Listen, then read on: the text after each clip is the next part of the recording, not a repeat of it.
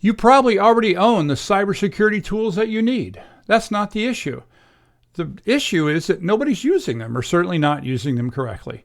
Today's guest built an entire cybersecurity culture out of that one realization, 1 week at a time. This is the final episode in our Encore series, where we picked the episodes over the last few years that our listeners really engaged with. We found this guest schooling people on Reddit with a series of posts on what he called a security cadence. His pitch was to skip the new six-figure product and instead commit to one small, deliberate security change and improvement per week. We get into how that habit turned into a real culture shift at his company. Plus, of course, we talk about things like MFA, SIM hijacking, and why he thinks that chasing the latest 0-day misses the point. He goes by his Reddit username of Snorkel42, and he clearly knows his stuff. If this is your first time watching or listening to me, hi, I'm W. Curtis Preston, aka Mr. Backup. I've been obsessing about backup, recovery, and now cyber recovery for over 30 years. If that's your bag, then I'm your guy. You're not going to find anyone that cares about that topic more than me. Ever since 1993, when I had to tell my boss that there were no backups of the database that we had just lost. Now I've written 5 O'Reilly books, a blog, and a podcast. Here we turn unappreciated admins into cyber recovery heroes. This is the Backup Wrap-Up. Hi, and welcome to Backup Central Podcast. I'm your host, W. Curtis Preston, aka Mr. Backup. And I have with me my GE deployment consultant, Prasanna Malianti. Curtis, how's your GE going? You know, you may recall that a month or so ago, I got ghee for the first time. And, you know, for those that don't know what ghee is, it's clarified butter. Specifically, it's apparently an Indian thing, right? Because we did learn that ghee is from Sanskrit that means sprinkled, which is interesting. But and the thing about it is that it can sit on the counter, like it's shelf Forever. stable, so it can sit on the counter. And you made a comment. By the way, I know this because I'm literally editing this episode right now. And you made a comment that, you know, it can sit there probably for a couple of months or until you run out. So I'll just say this: the jar. I thought that I was going to be the only weirdo using the ghee. Mm-hmm. Yeah, I am not the only weirdo using the ghee. In fact, if anything, the rest of the house has used the ghee much more than I have, and that jar that we bought is close to gone. Yeah. So I would say it's convenient. It's super easy. You just keep it out. You warm it up a little. It becomes really liquidy, right? You put it on warm bread. You toast that. Super good. You could also put it in rice, warm rice. It's really good. Yeah. Well, I mean, it's butter, right? So, Yeah. you know, all the places you can put butter, you can put ghee. It's just, it is interesting for those that have never had it. It has a slightly different flavor than butter, but it is, you know, so there is a, I didn't know what my mouth was going, what was going to happen when I put it in there. See, that's There funny was because I never think about that. Like, to me, like butter and you're ghee, it's used like, to it. yeah. Yeah. The first time I had ghee, I remember going, this tastes different, you know? But it was yummy, you know? So we continue to, but yeah, I think that jar is almost gone. So we're going to have to find the ghee at Costco, which is going to be They like actually, I think they sell like 1 1 pound. Yeah. 1 pound jars or something. Well, we have a back by popular demand guest here. He was on the podcast before and is the author of the Security Cadence series on Reddit. Been in IT for about 25 years and in InfoSec about 20 years. And he is, you know, quite the celebrity over there on Reddit because his posts have been incredibly popular with he's got what do they call it over there? The karma of 35,000, which, you know, if you don't know anything about Reddit, that's a BFD. I'll just say that right now. And we had him previously on the podcast. So if you haven't heard that podcast, you should totally listen to that. Welcome back to the podcast, Snorkel 42. Good to be back. And I tell you, so last time I learned what karma meant on Reddit. This time I learned what ghee is. So this is good for It's me. clarified. So I want to hear about this thing that you mentioned about security cadence. What started, because that was the what do you call that, the thing before the thing, the The precursor, the Genesis. preamble, the in the title, Yeah. um, Right. uh, to the post that we saw that. So where did that term come from? So the term came from a previous employer I worked at where I was a network engineer. And it was a large company that did not have an InfoSec presence. There was no InfoSec team. It was just kind of considered, hey, all engineers are responsible for security. Um, and we'd have our occasional shots off the bow in terms of security, problems or issues. I hesitate to say breaches, but incidents. And they would occur, and we would all pile into a conference room, and we would talk about what happened and what we should have done to prevent it. And it would always come down to, well, if we just bought six-figure dollar product X, this would not have occurred. Meanwhile, in the data center, there were piles of six-figure products that were completely ignored because those products never run themselves. And if you're complaining of not having resources to run those products, what makes you think you're going to have resources to buy and run new products?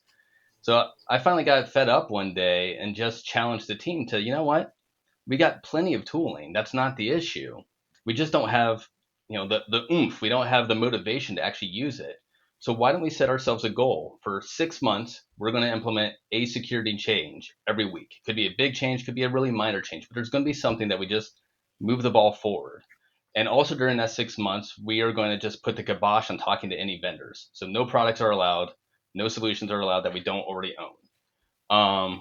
And it took some talking and wrangling people, but eventually folks fell in line, and we sat down. We wrote out a list of here's some things just off the top of our head that we know we could implement with very little roadblocks, no impact, and we just started. And we called it our security cadence. Once a week, we have a security cadence of releasing a security update.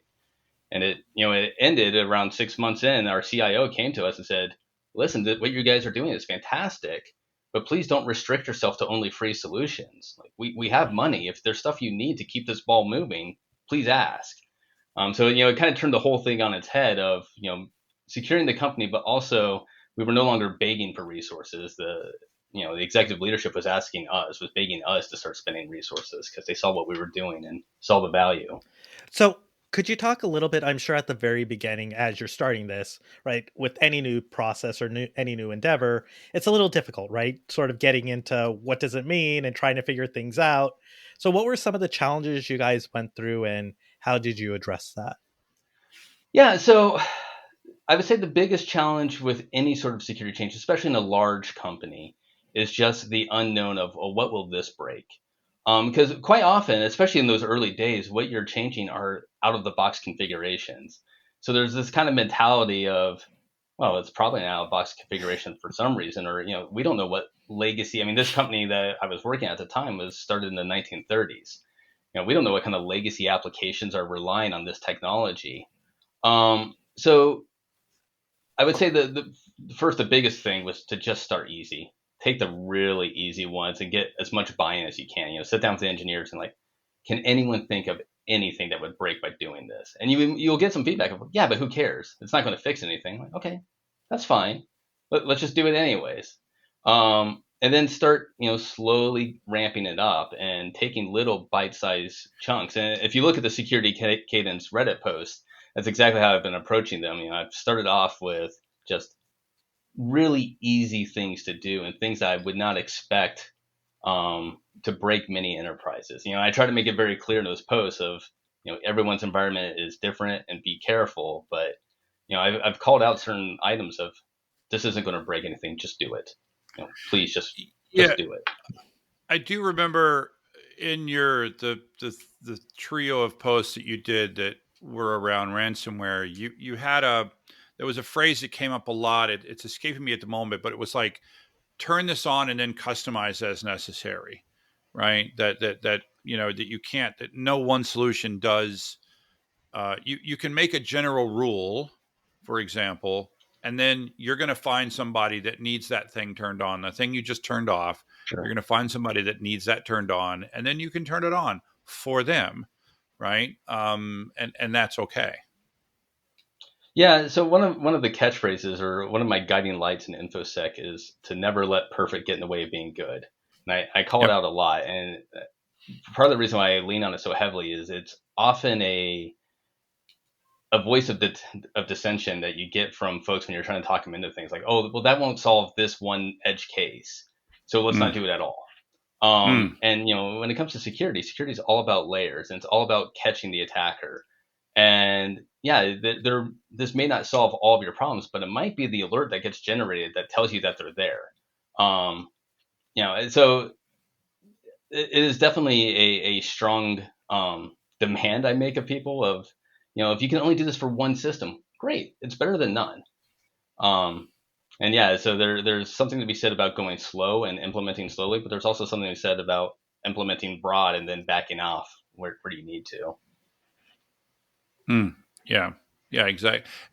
I would say that when you try the latter, when I was thinking about your initial this 6 months program that you had, the farther you got into that 6 months and the more complicated things that you were doing that were potentially riskier, if you will, to the environment, that you could potentially impact someone's ability to do their job, the more you're going to need support from above, right? Like I Absolutely. told, I told them to do this. We're sorry that it broke.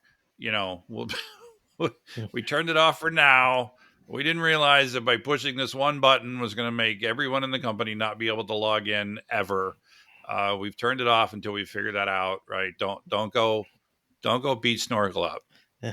And maybe that's also where you get some of those early wins before you take on those. So you get sort of the buy-in from upper management that, hey, they are doing the right things. They are making improvements. Right. Yeah. Yeah, absolutely. And I'll tell Yeah. you, one of the biggest allies of InfoSec people that they forget about is the CFO. It The CFO is the person when you're doing these sorts of things that you want to have in your back pocket to be able to go have that conversation of, hey, where is our money actually made? Because I want to know, hey, what divisions of this company aren't really contributing that much to the bottom line? Because those just became my test case. For the things that I'm really not sure about, let's take them down because that's not going to ruin our end of quarter numbers. So the company I started this So off at was a retailer, so that was obvious. Don't take down the stores. Under no circumstances do you take down the stores. right, right, But legal, right. go for it. Yeah. I don't know how legal would feel about that, Right, but yeah, I know I understand what you're saying. Basically, so every change that you made, you don't have to roll it out company wide. right, You put it into places where you felt that it would hopefully the change would have a minimal impact. But if it did have an impact, it would have a minimal impact to the company because it only made legal not be able to do something for a day or two, absolutely, which is a very different thing than no one can log into the cash registers for a day or two. absolutely. In retail, taking down the chain is the worst thing you could possibly do. Yeah, exactly. So for the record, I actually started in retail. I worked 100 years ago. I was a shoe salesman at a chain called Kenny Shoes, which no one under 25 even know exists. But it was the parent company that created Foot Locker. So Foot Locker is still around, but Kenny Shoes was its own store, and I worked in retail. So I know, and I also worked at some what we now call big box stores. So I know what it's like to be at the receiving end of that. And when corporation changes things and then poof, you suddenly can't do your job. That's unacceptable. So you went through this Yeah. exercise. You had this process of um, going for 6 months, doing a security update or rollout a week. And then you started writing about this small things that people can do to improve their security posture. And where did you go from there? Like, did you think you would keep writing this long? Because how long have you been posting on Reddit with your security cadence posts? So I only started it in January. I did it as a New Year's resolution. And the idea came to me. I was on a different podcast, and we were talking about InfoSec, and we were talking about a term that I believe Wendy Nather from Duo Security coined, which is InfoSec poverty. And it's basically in reference to companies that just don't have the resources to have dedicated InfoSec people or InfoSec tooling, and how it's not really fair to expect these companies that just don't have those resources to really be able to stand up against the modern era of security threats. So on this podcast, we were discussing, what can we as InfoSec professionals do to help those companies? And it's been kind of living rent free in the back of my brain since I was on that podcast. So as I was approaching the new year, I was like, you know what? I'm just going to hop on Reddit starting in January and make that weekly post and see if I can't help, some of the folks on the sysadmin subreddit, which, the sysadmin subreddit, they have the flares for everyone. And there's a lot of them that list themselves as jack of all trades. And those are those sysadmins that are working in smaller companies, and they're, if it plugs into the wall, that's their job. And those companies are exactly what InfoSec poverty is calling out. Of you have these brilliant sysadmins who are heavily overburdened, and they just don't have the time to focus on this. And they just kind of need someone to say, hey, this week, why don't you disable this one thing that comes out of the box in Windows and you do not need, and it creates a massive security risk. So I started in January, and I have a nice long list in OneNote of posts to make, and every week around Wednesday night, I just pull one up and I write a quick blog post. Yeah, because you can't schedule Reddit posts, right? I don't think. Right. You can put them in draft. So I write them Wednesday night, and Monday morning I remove it from draft. Yeah, that was Paul's InfoSec Weekly, I believe. Was it the podcast Correct. where you were? Yeah. Right. Yeah. Shout out to them. So you said you started it in January. So you're what? Like 8 or 9 posts in on that. And did this what do you call it? Or maybe like 10. I don't know. I can't do math. Anyway, this the ransomware post. Where did that fall into that? So the cadence. Yeah, it's a fun question, because literally since I started this, since post 1, I've had people messaging me on Reddit saying, "Hey, could you do something about ransomware?" Because it's a top of mind topic, especially for the smaller orgs. That's the big boogeyman. And I've been honestly kind of Mr. Miyagiing it in terms of, well, everything I'm posting really has to do with ransomware. You just don't realize it. But when I'm not sure if everybody listening will understand that reference, but very nice reference.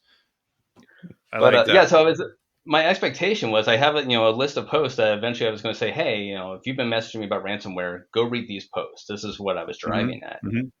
But then when Russia invaded Ukraine and the Conti ransomware groups came out and said that anyone that takes up arms or goes against Russia, we're going to come after, I got flooded with people saying, no, really, please, we need something. So hence the title, the okay, fine, let's talk about ransomware. Yeah. So I decided, it was time to just at least take a truncated approach to it. How did you approach, because ransomware is such a huge topic, right? I know, Curtis, you and I, we talked about it, but just sort of your thought process behind like the series that you wrote, and how do you get such a dense topic out there? Because there are so many different ways that ransomware can attack you, and so many different crews out there with different methods. So how do you sort of generalize it, especially like you said, for those people who don't have the time to research and follow up everything related to InfoSec, right? Yeah. So, and I giggle when you say dense, because one of the other pieces of feedback I get quite frequently is that my posts are too long. But yeah, so my take on ransomware is that companies tend to focus on the exact wrong spot. And I apologize for coming on to a backup related podcast and say that most companies focus on backup, and that's their last effort. That's the thing that hopefully saves the company when everything else has just gone poorly for you. Yeah. And don't worry, Snorkel, we have the same opinion as well, or at least I do, right? That it's just a last resort, but you should really be protecting yourself up front. Right. And so the thing that happens every time there's a major ransomware breach, is, it hits the media and everyone starts talking about the indicators of compromise. IT loves to talk about indicators of compromise because it's easy to deal with. How did they get in? Oh, it was an email. Well, where did the email come from? What was the subject? Did it link to something? Where did the link go to? What did it download? What was the hash that downloaded? And on and on and on and on. And because it's easy then to go into your controls and, we're going to put in our spam filters to block that address. We're going to block that domain. We're going to put in our endpoint for security tools to block that hash. But it's all pointless, right? Because that breach is done. That entire infrastructure has been burned. There's nothing left of it. So, you're reacting to something that no longer exists. But what no one ever asks is, wait a minute, how did, Susie in accounting downloading this attachment lead to their entire VMware infrastructure getting encrypted? And that's the real takeaway from every single ransomware breach of, it's one thing to come in and, the accounting system, one person in the accounting system is encrypted. It's another thing entirely to come in and, the entire network is gone now and we don't have any data. And that's really where the security cadence posts come in. And what I try to focus on, especially in the first post, of this is what I would be doing right now. If you are waking up to a world where Russia has invaded Ukraine and you are all of a sudden greatly concerned that ransomware group is going to come after you, these are the things to start off with. And it isn't necessarily preventing ransomware; it's preventing ransomware from being able to do anything significant. And the nice thing about those controls is it translates to way more than just ransomware, which is another issue that I think smaller companies particularly have when they're dealing with InfoSec is they put their blinders on very specific attack types. Like, how do we protect against ransomware? Oh, we get good backups. Well, how do we protect against any sort of extortion attempt? We had the Lupus group, or excuse me, Lapsus. Yeah, I think just it was totally Lapsus. blanked their name. Yep. I've been talking about all week, and I just blanked on their name. Anyways, going after NVIDIA and Okta and Microsoft and LG, really their playbook is the exact same as a ransomware group. Ransomware only exists not because they care about encrypting your data; they want to extort you for money. Ransomware shifted recently to exfiltrating data because people had good backups or had restoration methods. Well, fine, let's steal the data because we never really cared about encrypting the data. We just needed that incentive to get you to pay. So when you take a step back and look at how attacks function from the ground up and start going at the common denominators, you really don't care about what the actual end objective is any longer because the controls are there to make sure that they never made it past sending that initial email or attacking this particular vulnerability you had exposed to the perimeter for a week. Because those vulnerabilities will constantly be evolving, right? And exactly. So you kind of need a generic protection scheme, if you will, rather than something tailored for a particular ransom group that comes after you. Absolutely. Yeah, a ransomware attack it's the conclusion of, what, like, you got infected, but the ransom, I don't know if I'm not saying this right, but I want to say it's the symptom, but it is actually the infection, right? But that wasn't the problem. The problem is what allowed them to get there in the first place. You're absolutely right. And it's interesting that it is a multi-tiered product at this point. There are groups out there that sell you the initial breach. Right. So and Conti is one of the groups that are suspected of doing this, that they don't do the initial breach. They buy the breach. They buy someone who already has the foothold and then use that foothold to do the actual encryption.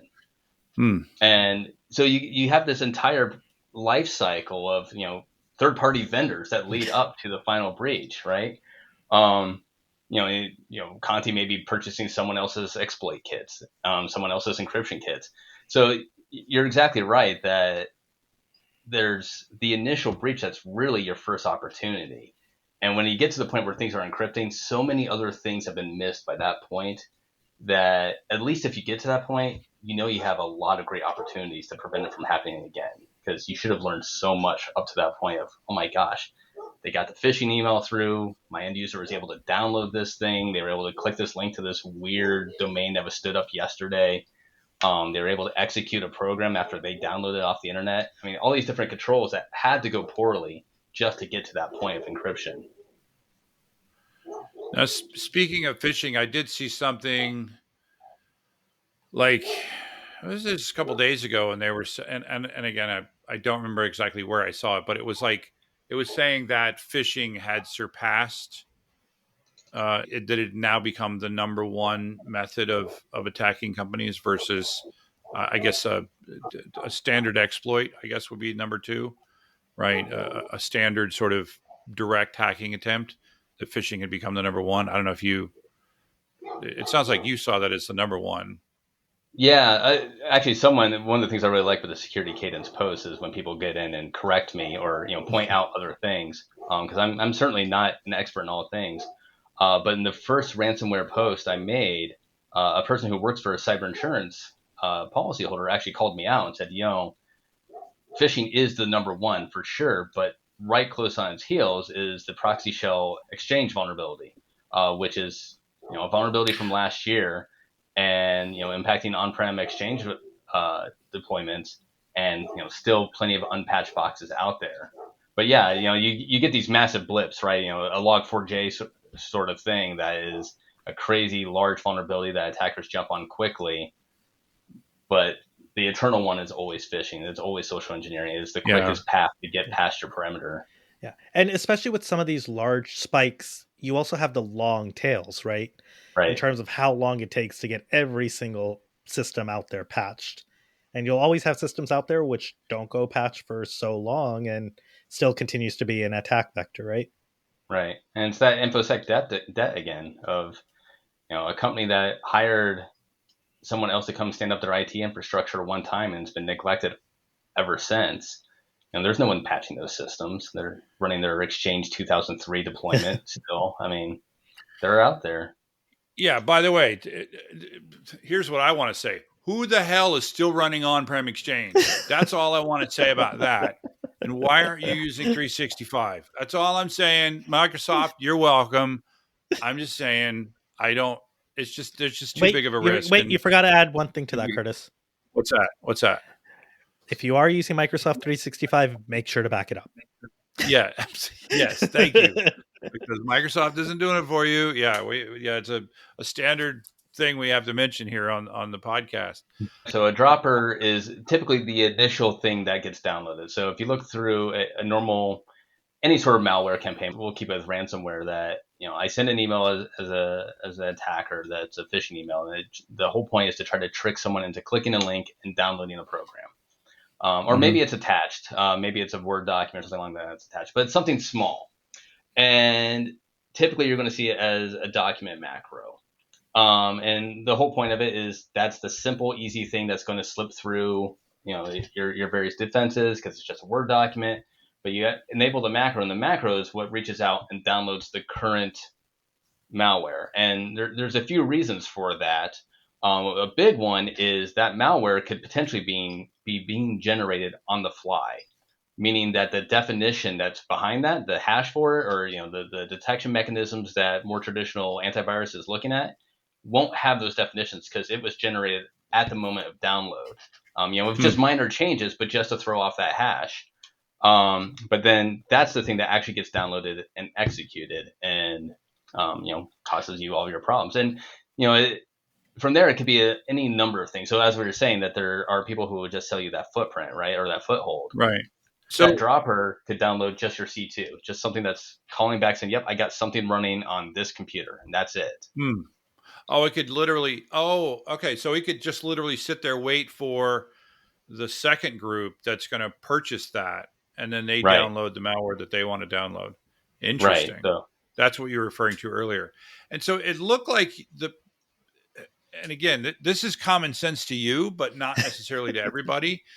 It looked like, your best advice was to stop ransomware is to just think about how ransomware works when it gets in, when that dropper gets in. You're not going to, I mean, yes, you should do user training, and yes, you should do, you should do all those things. Sure. But you should just assume that at least one of them is going to get it wrong. I mean, I remember back when I was, 25 some years ago, when I was at a bank, we did regular InfoSec training with every new, employee. And one of the things we constantly said was, no one in IT will ever call and ask you for your password, ever, ever, ever. And then immediately after the training, we would call them and ask them for their password. And still a percentage of them would give it to us, right? So you do the training, but then you just sort of assume that that's going to, you know, that somebody's going to click on the wrong link. And so then you just think about stopping that malware at that point, stopping them from accessing a command and control server, looking for, this weird, domains that stood up yesterday, domains that were stood up a long time ago that just suddenly went active. The limiting lateral movement inside the company, all of these things. What did I miss? A big thing that a lot of ransomware particularly will do first thing is start deleting shadow copies as a quick restoration point. So that is a pretty dead giveaway. If you get the event ID that a shadow copy was just deleted, that's probably and something you're you want referring act to on. VSS there, right? The Windows Exactly. volume shadow copy. Yeah. So I had a question for you, Snorkel, about that one. Does that prevent backup apps from actually running that might leverage VSS and shadow copies? Maybe is the short answer, but depending on how you attack this, if your attack for this is just I want an alert on anything that deletes shadow copies. Well, if you have a backup solution that makes use of shadow copies and deletes shadow copies, then that's something that you tune out, right? So you need to know the source of what deleted that, and that should be your event ID, and you just tune that one out. Gotcha. So then you should only look for anomalous events that happen. Typically, backup apps are going to create a shadow copy just to have a stable frame of reference and then delete it when they're done. Your backup app is probably running as a service, so that's going to run a system, or as your whatever your backup username is or user account is. Whereas your ransomware is likely going to be running as that end user. So when you ask yourself, does an accountant have reason to be deleting shadow copies? Probably not. Yeah. Gotcha. So you can look for all these patterns and determine what's real versus what's not. Because I guess that's the other hard part in InfoSec is like tuning out the noise or the normal behavior versus what's anomalous. Right.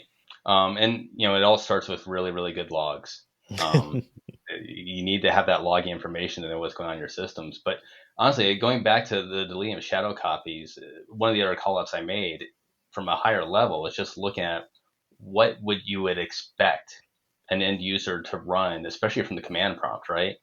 Do you expect someone in legal to ever open a command prompt, let alone run who am I or run net, and start looking around your network? Probably not. So if someone in legal opens up a command prompt, that right there might be enough for you to go, well, that's weird. Start running, typical attack commands or, living off the land commands. Now it's real weird. And what would you use to watch for? There was a tool, I forgot its name, that you mentioned about that.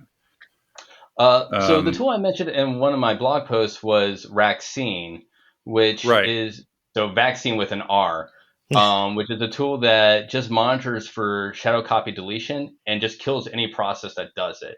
The problem is it doesn't discriminate. So again, if you do have a backup tool that does make use of deleting shadow copies, it's going to kill that process for you. But if you don't have that limitation, it's a really handy little quick, simple solution. But can you tune that? Or do you need another tool that's tunable? Well, it's open source, so you can certainly modify the code. But no, the current version that exists does not have any sort of options for that. It is a one and done sort of thing. Gotcha. Okay. Yeah. So that would be a perfect example of, like you said when we were talking earlier. Let's try this, right? And then hopefully it doesn't kill the backups. But if it does kill the backups, it would be pretty obvious because all the backups will fail because they're unable to create the shadow copies. I think one of the ones, and I don't know which article number it was from, that I thought was very unique that you brought up was a different way to sort of trick the ransomware into sort of not destroying your entire infrastructure. I think one of the examples you brought up is sort of creating hidden drives and bookending normal drives available on that system, so ransomware kind of gets stuck, or you can monitor for that. Yeah, so I mean, it's part two, in case you're wondering. So the actions on objectives post. So we have the initial infection. They mapped your network. They're starting to spread out. Now they're actually going to start trying to attack.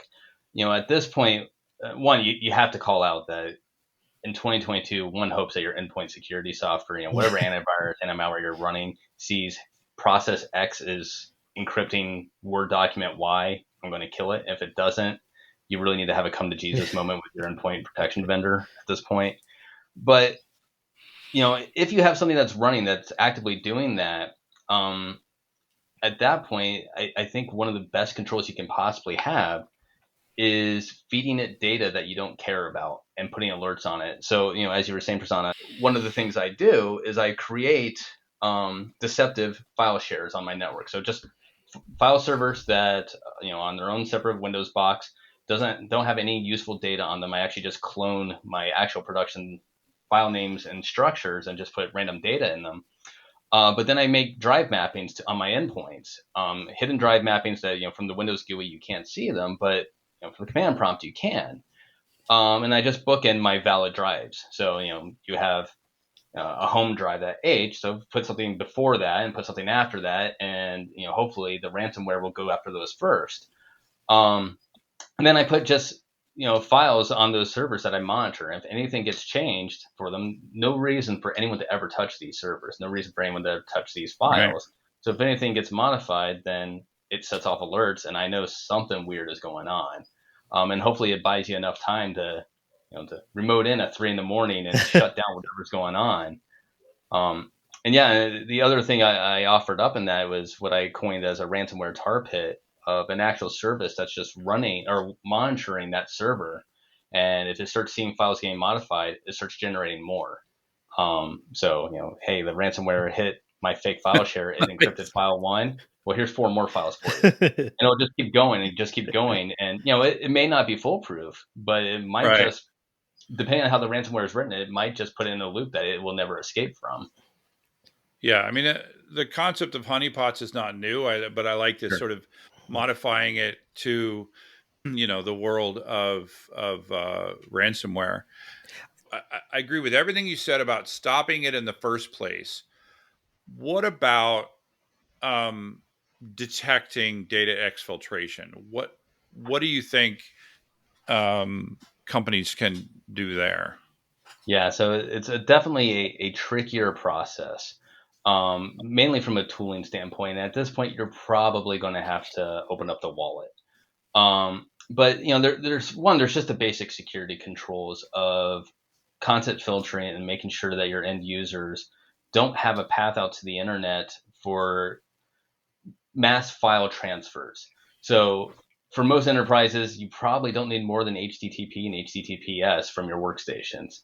So a lot of those transfers are trying to transfer out via FTP or a more traditional file transfer method that shouldn't be allowed. But going further, you need to look at what sites are out there for allowing mass transfers. To keep it simple, do all of your users need to be able to reach Dropbox, or Box or Google Drive or any of that stuff? If the answer is no, prevent it, because that's an exfiltration method. Let me ask you about that. Yeah. I guess I had this apparently misconception that they would be sending these exfiltrated files to something that they owned and controlled. Right. So I'm trying to build this out from what's easier to harder to implement.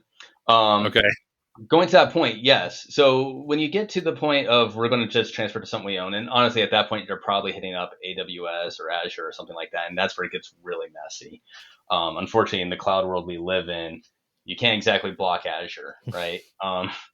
But that's where I start looking at DNS security.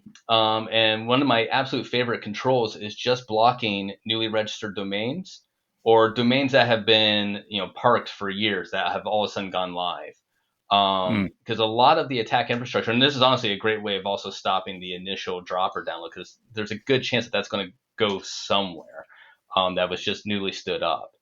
But yeah, so that is another control where you might be able to just stop them from being able to get to whatever destination they've stood up to accept these files. Another point is always just a basic security control of proper ACLs. When it gets to data exfiltration, again, keep picking on poor Susie in accounting, but poor Susie in accounting shouldn't be able to get to your HR documents. She shouldn't be able to get to your operations documents. Yeah, they might be able to export out your payroll, which that's terrible. But your payroll showing up on Payspin tomorrow is a bad day. It's not an end of the company sort of day, though, right? Like that's not trade secrets going out. Um, so that's another control. Another thing that I would absolutely call out though is still honey documents. Having documents for them to interact and transfer out. That as soon as you see someone interact with that, you're figuring out what process it was and figuring out where system that came from and stopping that information. And then going into the probably the more logical solution, but definitely at a cost, it's just the behavioral controls. Because in that exfiltration attempt, there's going to be an endpoint that's all of a sudden transferring a lot of data out to a new source that has never been seen before. And if you really know what normal looks like in your network, that should stick out like a big red flag. And it's a very hard thing to do with free solutions, but there are plenty of security products out there that are all about mapping how your endpoints interact with each other on the network and what looks like normal, what isn't normal. Um, I think it's money well spent for those types of controls. Can I ask a question about an earlier topic you brought up around EDR? Mm-hmm. So if EDRs are useful for detecting when encryption is happening and killing processes, etc., if that's the case, would a lot of these ransomware attacks be prevented to start with? And is it that companies who've been hit with ransomware have not deployed EDR solutions in their environments? If EDRs can detect when encryption is happening on endpoint devices, if a company has deployed EDRs, does that mean they'd be able to stop ransomware? And so a lot of companies who got hit with ransomware didn't have EDRs deployed. Endpoint detection response is what we're talking about here. So, I mean, first, information security is all about layered defenses, and you never rely on a single defense. In my mind, when your antivirus, your EDR, whatever your endpoint security tool is, if that's the thing that stops the malware, thank God it was there. But that's still oh my goodness, how many different things failed before it got to the point where that had to step up? Like, I never want to see anything out of that system. Um, that's not false positives because that's the fun with EDRs. They are a pile of false positives. To your question of did they not have it? Maybe. EDRs are expensive. They are expensive tools. They're great tools, but they are expensive.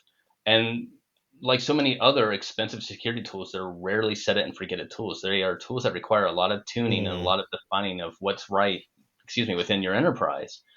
But you certainly have a lot of companies out there that are still, you know, with old definition based antivirus that's just scanning files and doing your nightly full scans, like we did back in the 90s, and companies that have been very happy to embrace Microsoft Defender as their only antivirus. And there's some logic to it. It's a great solution and it's free depending on what your Office 365 licensing looks like. But I think the number of customers out there that have these large EDR solutions are few and far between. And definitely the companies I'm targeting with my security cadence posts are the companies that probably don't have that kind of investment. Yeah. Or even if they did, sort of managing it on a daily basis becomes difficult, right. Especially with everything else they have to do because it's not a one and done sort of a deal.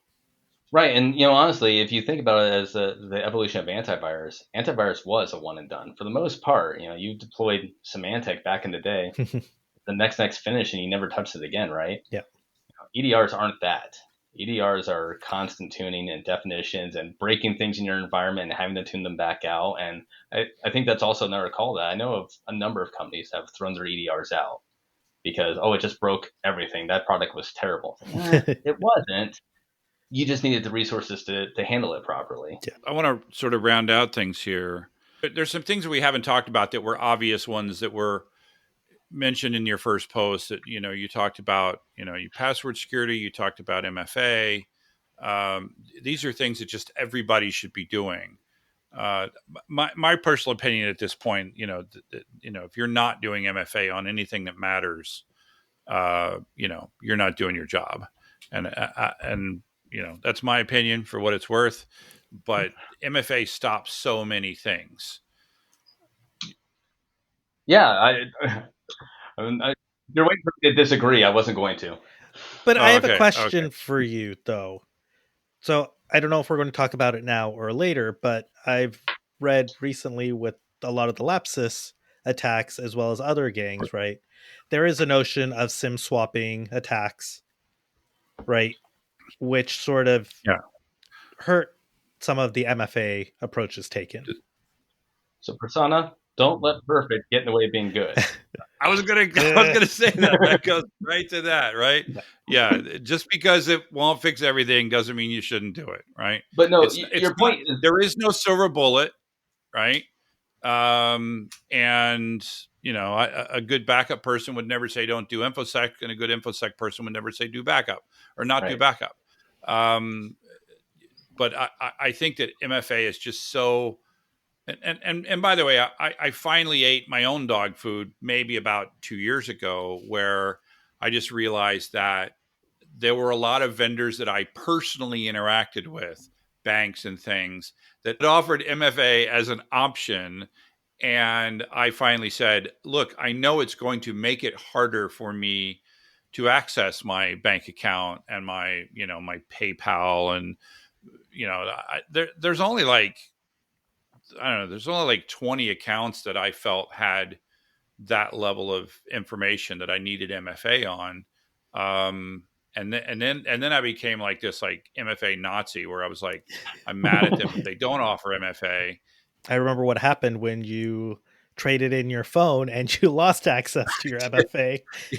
So I was using a Google Authenticator, not realizing that when I traded in my phone that I lost all of my MFA tokens.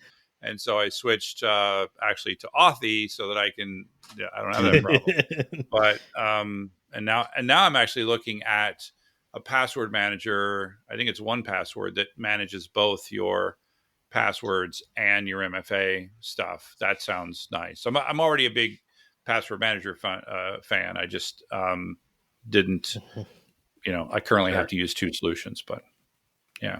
Yeah, and to your point, Prasanna, about SIM jacking and it not being a silver bullet, the one thing I'd say is not all MFAs are created equal. Any MFA is better than no MFA. But it doesn't have to be a roadblock in your organization. FIDO keys, Titan keys, things like that are literally, you get the prompt and you tap a thing hanging out of your USB port, or tap something to your phone, is a really, really nice MFA solution that's really easy for your users and requires something that you have that's truly physical, and rather than replying to a text message. And there's one of the big debates going on in the InfoSec world right now is the push notifications of yes, that was me. And it's right out of the playbook of Lapsus of just they actually had a picture on Twitter yesterday of one of their chats saying just spam them 100 times. Eventually they'll get mad and hit yes. Yeah, absolutely. And it's funny because I actually had our MFA at work today went a little bit sideways, and it started pinging me repeatedly for something I had just tried to sign into. And I had it in the back of my mind like, like I had to go check the logs to make sure. Like, this is kind of weird. But still, it's better than nothing. And yeah, your end user may fail you and hit yes, that was me, because I got tired of getting this prompt 100 times at 3 a.m. But still, but as InfoSec practitioners, that's where we need to step in and go, don't we think it was abnormal that they got 100 prompts? Like, did that not set off an alarm right there? Why is this user getting pinged over and over and over and over again? Because I guarantee you that created a log somewhere. Yeah.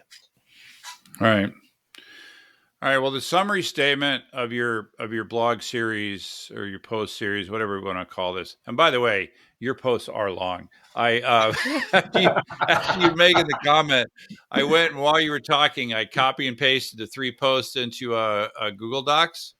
One of them is 4,500 words long, my friend. I mean, that's long even for me. I'm just saying. I got to tell you, someone the other day commented about how much they liked my writing style, and it was the first time ever in my 42 years of life that anyone has ever said such a thing. I actually liked your writing style. I thought it was good. This is the reason you're here, is you write. Well, it's a complicated issue. So, I jab, but 4,500 words is not that much for an issue of this magnitude, right? But the first was 2,500, the second one was 2,000, but the last one was 4,500. I was like, yeah, the boy could talk. I would just reiterate what I said of so many companies focus on the recovery side. And that focus comes from focusing on what the actual objective was of the ransomware group to begin with. What was it they were trying to do? Well, they were going to encrypt your stuff. So you start there, and it's the wrong place to start. Start at the beginning. Start with how they were going to compromise your first endpoint. And if you start looking at InfoSec from that perspective, what you'll end up finding, and it's a really gratifying feeling, is you'll turn on the news one day and there will be the latest massive vulnerability or exploit being discussed. And you'll look at it and go, oh, my controls account for that. Not because I built controls around that particular exploit or vulnerability, but because I just built my controls around how do I walk an attacker through initial foothold, moving laterally throughout my environment, and then acting on their objectives. And then how do I stop them at each one of those steps? So I guess the too long didn't read it, to use Reddit terminology. Don't focus on ransomware, just focus on how attacks function, and you'll get ransomware taken care of by default. Right. And the only major one that we didn't discuss, which we really should have, is the whole patching thing. Right. I go back to, I'm pretty sure if my memory serves correctly, WannaCry was, it was one of the first big ones that really went, it went haywire and everywhere. If I recall correctly, it was an exploit that had been patched a year prior in Windows. And if you had just been anywhere near up to date, then you'd have been fine. Yeah, and Microsoft they're both great in how they maintain with a lion's grip or with an iron grip to backwards compatibility, and they are also just ridiculous in their lion's grip. I don't know why I keep saying lion's grip. Iron grip on backwards compatibility. But I mean, WannaCry, the other side of WannaCry is exposure to the internet.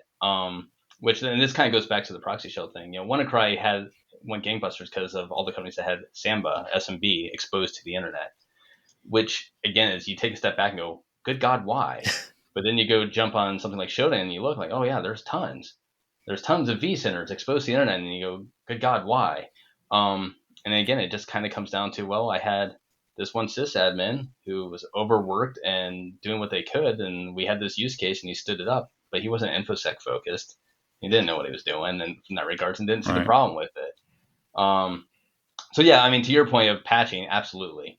But I guess my takeaway is focus on patching the big things and don't worry about the latest 0-day quite as much. Because I tell you, attackers rarely are focused on that because there's so much low-hanging fruit of the stuff that has been patched since 2018 anyways.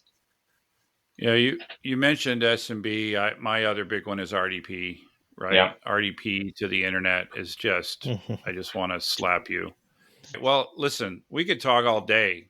I want to say thank you again, and for coming on the podcast and talking these really important things.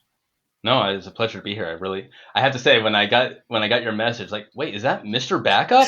That is Mr. Backup. I was really excited. This is me. And I'm honored that you knew who I was. So hey, we're members of the Mutual Admiration Society, right, Prasanna? Yeah, no, it's been great, Snorkel, having you on, and yeah, great articles. I will continue to read. I hope you keep doing your weekly posts on Security Cadence, because I'm sure a lot of people learn a lot of things from that. So I'll try to make a Cliff Notes version. Yeah, keep it long. Yeah. I like them. Yeah, good. Good luck with that. He's easy to find on Reddit. He is Snorkel42. Make sure to check him out and make sure to subscribe. The Backup Wrap-Up is written, recorded, and produced by me, W. Curtis Preston. If you need backup or DR consulting, content generation, or expert witness work, check out backupcentral.com. You can also find links for my O'Reilly books on the same website. Remember, this is an independent podcast, and any opinions that you hear are those of the speaker and not necessarily an employer. Thanks for listening.